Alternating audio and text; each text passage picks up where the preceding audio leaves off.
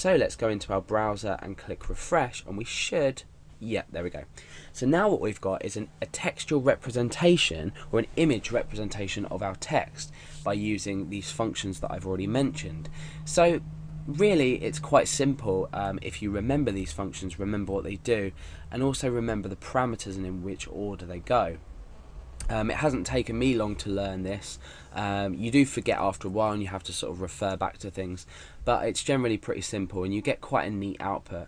So this is quite cool. We've got example at example.com. Like I said earlier in the tutorial, I want this to be dynamic. For example, you could keep your generate.php file on your website somewhere and refer back to it every time you wanted to convert, say, a public email address that's going to be displayed to an image.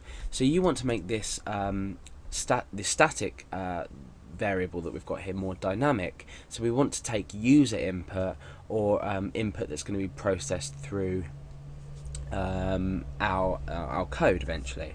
So all I'm going to do is modify this and change it to get email. In fact, probably the best thing to do would be to make this a bit more, just a bit more flowing and working properly. I'm going to say if is set $_get email, then set that to email.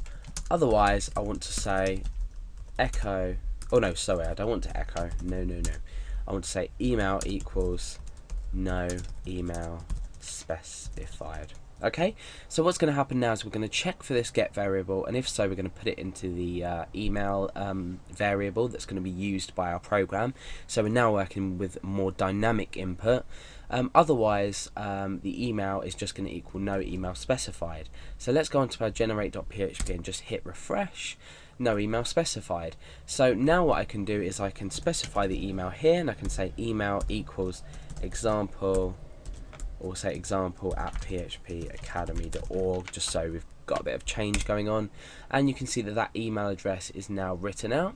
So let's try putting some long value in it. So let's just say example at phpacademy.org again, but we'll copy and paste this over and over again, just so we can see how the length of this image changes. Now let's say we were to just specify a width for ourselves. We could, I'm going to cut this so I can use it again later. Let's say a 20, for example. Now let's go into our generate file, and you can see that it's only just giving us a bit of this image. So we're using this function. We're not creating any code for the sake of it. We're doing this so everything is dynamically updated and we don't lose out on any data. And also this also means this also means that what we're doing is we're not wasting any data. I mean, we could say, well, the image width could be 1,000 pixels long, or 10,000 pixels long or something, but we're only creating it here the size we actually need it. So we're saving up on processing time, and we're saving up on space as well, or rather memory. So now what we need to do is work out how we're going to put this into a form. Now the problem here is, like I said, up here I could say, yeah, I'm going to write email, and what should happen now is it should say email, it should break down a line, and then it should output this image, when in actual fact, when we refresh the page, we get all of this gobbledygook come up. Cannot modify header information, header's already sent in this page, and then we get the literal sort of textual, representation of the JPEG, as if you were to open it up in a text editor.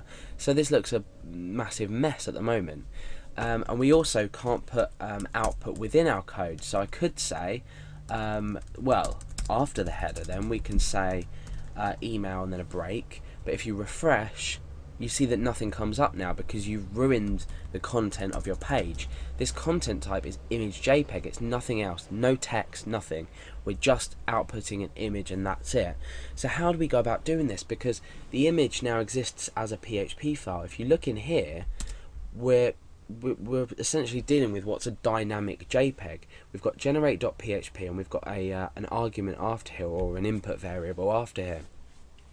So how are we going to insert this, what we've got here, let me just highlight it. No, I can't. So what we're going to do to put this email address inside an actual image on our page, because we can't use this at the moment as it is.